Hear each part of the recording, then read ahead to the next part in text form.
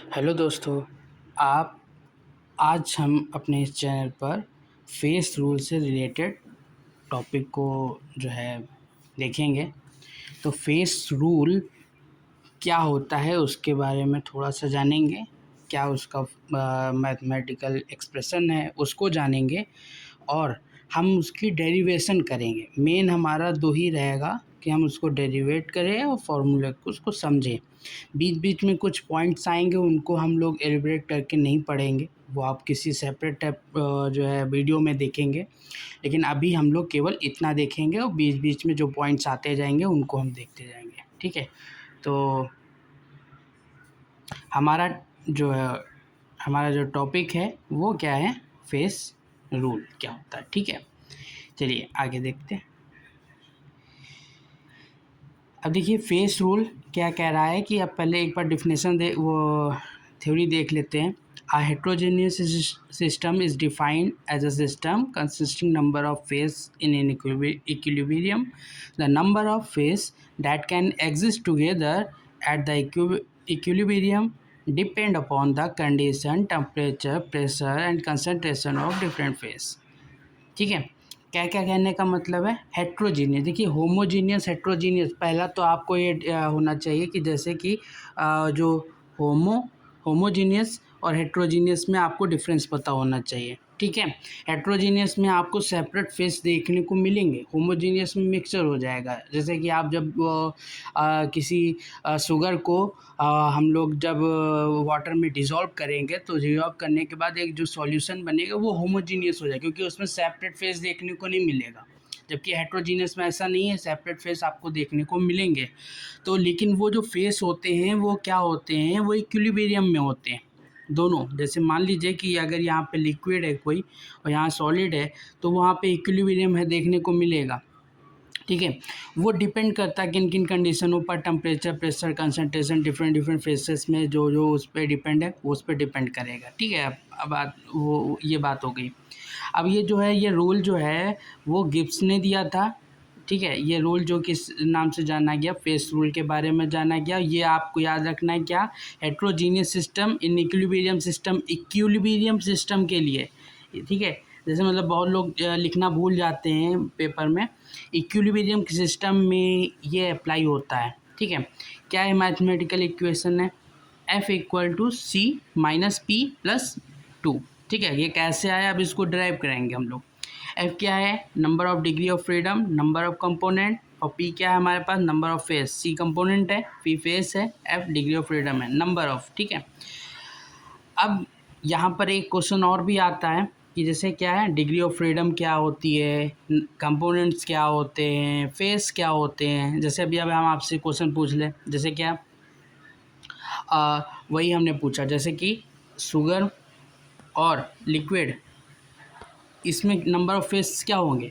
ये होमोजीनियस हो जाएगा, है ना? मिलने के बाद होमोजीनियस सॉल्यूशन हो जाएगा। नंबर ऑफ फेस कितने होंगे? 1, ठीक है? अब जैसे आप देख लीजिए, जैसे नीचे आपने रेत को डाला, सैंड को, और ऊपर आपने स्टोन को डाला, तो स्टोन की लेयर अलग दिखाई देगी और वो सैंड वाली नीचे अलग दिखाई देगी। तो कितने फेस हो जाएंगे? 2 फेस हो जाएंगे। नंबर ऑफ फेस 2, ठीक है? ऐसे आप बाकी आप अलग सेपरेट वीडियो में इसके बारे में फिर अच्छे से समझेंगे। अभी हमारा जो फोकस है उसको देखते हैं। अब देखिए, ड्राइव करने से पहले हम कुछ चीज़ें देख लेते हैं कि क्राइटेरिया क्या होती है। तो क्राइटेरिया हमारी 3 हैं।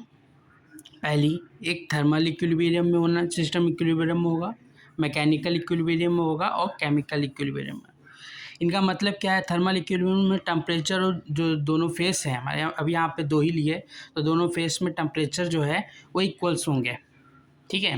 ये क्राइटेरिया है उस फेस इक्विलिब्रियम की, ठीक है? मतलब कहने का मतलब जो चेंज ऑफ एंट्रोपी आएगी वो क्या होगी? 0 होगी। अब जानते हैं ds/, क्या होता है जो एंट्रोपी है वो क्या होता है? Q/T होता है ना, ठीक है? यहाँ निगेटिव लिया गया, यहाँ पॉजिटिव लिया गया, क्योंकि हीट का फ्लो हो रहा है, कुछ ना कुछ तो हीट का फ्लो होगा ही ना, तो इसीलिए माइनस पॉजिटिव लिया गया। फिर मैकेनिकल इक्विलिब्रियम मतलब प्रेशर दोनों में इक्वल होंगे। फिर केमिकल इक्विलिब्रियम, मतलब केमिकल पोटेंशियल जो है वो जो कॉन्स्टिट्यूट का उसमें जो फेस में है वो जो केमिकल पोटेंशियल है वो क्या होगा? हमारा इक्विलिब्रियम में, मतलब इक्वल होंगे दोनों, फेस के जो, ठीक है। और जानते हैं कि जैसे जो केमिकल अगर हमारा इक्विलिब्रियम है या केमिकल इक्विलिब्रियम है, केमिकल पोटेंशियल इक्वल है, तो जो गिब्स एनर्जी चेंजेस आएगी कांस्टेंट टेम्परेचर प्रेशर पे, वो किसके इक्वल होगी, जीरो के इक्वल होती है, ठीक है। ये क्राइटेरिया हमने केवल छोटा सा ही डिस्क्राइब किया है, बस आपको बताने के लिए, ताकि हम जो है गिब्स रूल को हम लोग ड्राइव कर सकें। चलिए देखते हैं आगे। अब देखिए क्या है, हमें number of degree of freedom of the system is equal to the number of independent variable which must be fix to define the system. मतलब डेरिवेशन के इस रूल में क्या, सबसे पहले number of degree of freedom होता क्या, वही यहाँ पे लिखा हुआ है। मतलब किसी सिस्टम को डिफाइन करने के लिए वो वेरिएबल्स जो उस सिस्टम को कम्प्लीटली डिफाइन कर दें, मतलब उतने हमें मिनिमम वेरिएबल्स चाहिए, यानी कि सारे वेरिएबल्स की बात करते हैं हम लोग, टेम्परेचर की, प्रेशर की, सबकी नहीं। मतलब वो सिस्टम को बताने के लिए, उस पर्टिकुलर सिस्टम को बताने के लिए हमें जितने नंबर ऑफ वेरिएबल्स की ज़रूरत होती है, वही हमारा डिग्री ऑफ फ्रीडम जो है, ठीक है। अब डिग्री ऑफ फ्रीडम निकालने के लिए क्या करना पड़ेगा कि टोटल नंबर ऑफ वेरिएबल हमें पता चल जाए कि कितने हैं, उसमें से number of variable defined by system because of its being equilibrium, कि हम मतलब उन नंबर ऑफ वेरिएबल्स को दिखा दे जो जो है सब्सट्रैक्ट कर दे, कि जो वो इक्विलिब्रियम को क्या कर रहे हैं, वो डिफाइन कर रहे हैं। अगर हम ऐसा कर देते हैं तो हमारा जो गिब्स फेस रूल है वो निकल आएगा आराम से। देखते हैं कैसे निकलता है। तो सबसे पहले एक एक करके टोटल नंबर ऑफ वेरिएबल निकालते हैं, फिर वो जो इक्विलिब्रियम को डिफाइन कर रहा है उनको वेरिएबल्स को निकाल लेते हैं। देखिए क्या है, अगर मान लीजिए 2 कंपोनेंट सिस्टम है, ठीक है, अभी हम 2 से कर रहे हैं, 3 भी हो सकते हैं, 4 भी हो सकते हैं, एक्सेट्रा एक्सेट्रा। 2 कंपोनेंट सिस्टम की बात कर रहे हैं। If molar concentration of 1 component get, अगर हमें जैसे मतलब 2 कंपोनेंट सिस्टम है, तो अगर जैसे मान लीजिए कि किसी के जो कंसनट्रेशन है, मान लीजिए टोटल 10 है, अगर एक की पता चल जाए तो हम दूसरे की निकाल सकते हैं, ये नहीं निकाल सकते आराम से, ठीक है। तो 2 कंपोनेंट में निकालने के लिए हमें एक का पता होना चाहिए, ठीक है। अब मान लीजिए पी फेस है और टोटल नंबर ऑफ जो कंसनट्रेशन टर्म और वेरिएबल्स क्या होंगे, मतलब हर में एक कम हो रहा है, मतलब 2 हैं तो एक का पता होना चाहिए, 3 है तो 2 का पता होना चाहिए, मतलब C-1। और अगर फेस P है तो क्या करते हैं हम लोग, एक फेस में अगर इतना है तो P फेस में क्या हो जाएगा, P फेस में मल्टीप्लाई कर देते हैं, तो P C-1 हो जाएगा। तो टोटल नंबर ऑफ वेरिएबल्स कितने होंगे, P C-1 प्लस 2। अब यहाँ 2 का कैसे आ गया, 2 ऐसे आ गया कि जो ये टेम्परेचर और प्रेशर है कांस्टेंट है, which is a same all, मतलब सारे फेसेस में सेम है। तो इसका मतलब हमने इन वेरिएबल्स को तो पहले ही फिक्स कर लिया, तो इसको भी तो ऐड करना पड़ेगा। तो 2 को हमने यहाँ पर ऐड कर लिया, तो पहला तो काम हो गया। दूसरा काम क्या करना है, number of variable define the system, जो इक्विलिब्रियम में है उसको करना है, डिफाइन करना है। अब देखिए सिस्टम मान लीजिए 3 फेस है, तो 3 फेस के मतलब chemical potential A B and C, मान लीजिए सिस्टम हमारा क्या है, A है, B है, C है, तो उसमें केमिकल पोटेंशियल सब में क्या होगा, क्या होगा, सेम होगा सब में। अब देखो इक्वेशन क्या होगी, मतलब अगर हमें इनको सबको निकालना है तो क्या, एक इक्वेशन ये बनेगी, एक इक्वेशन ये, 2 इक्वेशन बनेगी, ठीक है। अब C कंपोनेंट है सिस्टम और P फेस, मतलब अगर 3 फेस हैं तो 2 इक्वेशंस बन रही हैं, और 4 होंगी तो 3 बनेंगी। ऐसे ही P फेस है तो P-1 बनेगी, और कंपोनेंट कितने C हैं तो वही चीज़ C से मल्टीप्लाई करना पड़ेगा, एक कंपोनेंट में इतना और इतने में C कंपोनेंट में इतना होगा, ठीक है।